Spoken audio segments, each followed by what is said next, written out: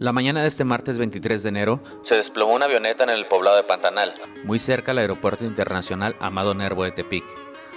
La unidad Cessna sobrevoló Tepic hora y media aproximadamente, y los primeros reportes indican que era utilizada por la Escuela Instituto de Capacitación Aérea Especializada, el ICAE.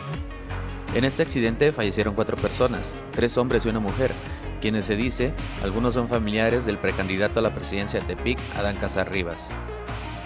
La avioneta provenía de Atizapán de Zaragoza, municipio del Estado de México.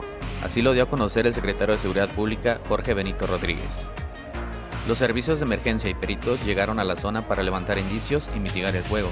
Al momento de esta noticia, se desconoce el tipo de falla que ocasionó la tragedia.